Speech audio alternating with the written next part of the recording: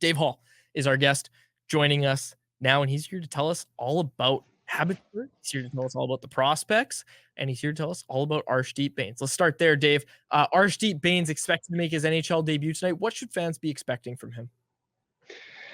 Well, I think as you guys already alluded to, he's got a lot of skill, but I would expect him to, as he already mentioned with the press today, he's probably not going to do too much out there. He has a tendency to try a lot out there with his elite playmaking. So I just anticipate to him to go out there, have some fun. And one thing that you're going to see is just his work ethic. He's going to leave it out there every shift. And hopefully, as you guys already talked about, that's on the third line. That's where I'm kind of hoping that they slot him in.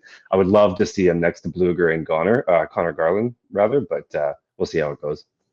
Where has he made the biggest strides since turning pro? Because this is a player that I remember first watching him at Penticton when he first signed, and I thought to myself, one of the smartest players on the ice sheet, definite NHL caliber hockey sense. He's got the playmaking, he's got the passing, but there was something missing perhaps in his pace, and obviously even compared to last season, he's taken a huge step. Where have you noticed the progress for him? Yeah, I think skating is definitely one of them. He's one of the fastest. I mean, he was going to take part in the fastest skater competition in the AHL competition. So, his skating is definitely one of the areas that has improved. One thing about his game that I think goes kind of undetected is his ability to perform at 5-on-5.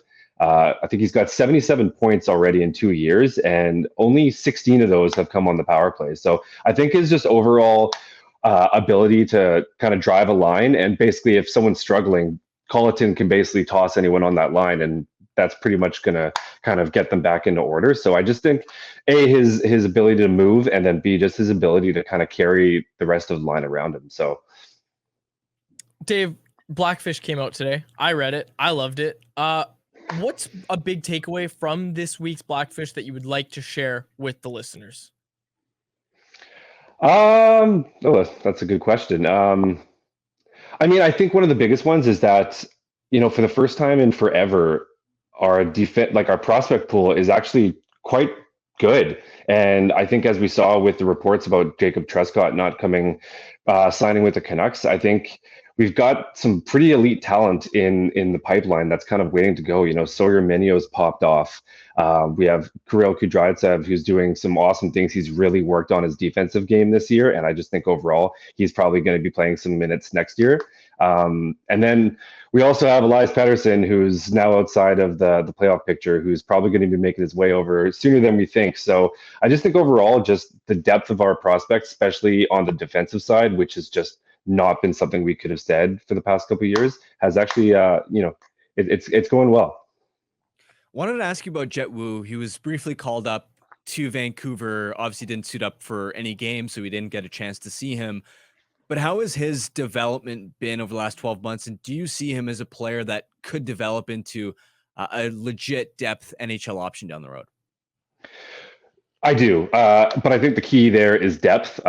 He's been good. I mean, he's all year. He's showcased everything that he did last year, but a little bit better. And over in the past couple of weeks, Christian Milanin's been out. They've just been so banged up all year, and especially in the last couple of weeks, Wu's really stepped up and taken over pretty much everything. He's running the top power play, penalty kill, and the top pairing minutes, and he's been fine.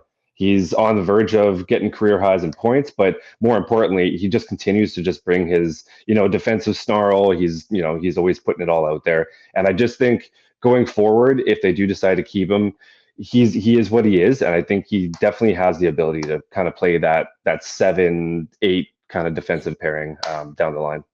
Absolutely. Dave, if you had to make a prediction, we see Baines tonight. Who's the next guy from Abbotsford to get the call up to actually play in NHL games? And you can't say Linus Karlsson. Okay. No, that's the easy answer. I mean, I think it has to be, at this point, Podkolzin. He's shown enough that I've harped on this all year. I still don't want him up yet. But I think if they were in a pinch and they need to go with someone, he's probably the next guy that I could see actually going up and contributing something. I still think Aatu Räty is still... I don't think he's anywhere close this year.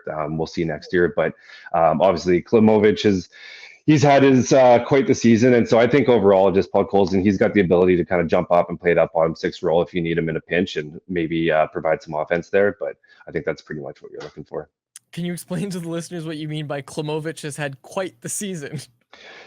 Yeah, I mean, started a healthy scratch, injuries, no points, frustration, pretty much you name it, he's experienced it. He's played well. He had a nice little stretch there in early February, January, but overall, it's just been been one of those seasons where it's like, let's shut it down, try again next year, and we'll see how it goes. Logan Stankoven got his call up today. I saw that. Dallas Stars. Good timing saw for that. Karan has a question for you, Dave. He said, I think most view Baines as a playmaker. Does he need a shooter next to him to produce? Yeah, that's a good point. I mean, keep in mind, Baines can shoot. It's just not, at the NHL level. We'll see how it goes. I think the issue with him is not that he can't shoot. It's just that he's very reluctant to shoot. He's always looking for that play, almost to a fault a little bit. He's just always looking to set up his playmates, his line mates rather. And so I think if you could just get him to shoot a little bit more, I think he would probably produce a little bit higher than he has already. But yeah, I think you definitely do want to put him with a shooter that's gonna help drive him. But I think at the end of the day with Baines, at least right now, you're pretty much slotting him in, just hoping to get some energy and just do what he can along the boards and like on the cycle game, which is why I really want to see him with Teddy Bluger and Connor Garland, because I just think overall they could just bring so much energy and hype to a line that add in his playmaking ability, and I think we'd have something nice there. Dave, I love it. Good stuff as always, man. We will chat with you soon, and folks can check out your Canucks Army prospect 2024 midterm prospect rankings live now on Canucks Army. The honorable mentions went out, and those will be going out all week long. So, Dave, thanks so much for doing this. No problem. Thanks a lot for having me, guys.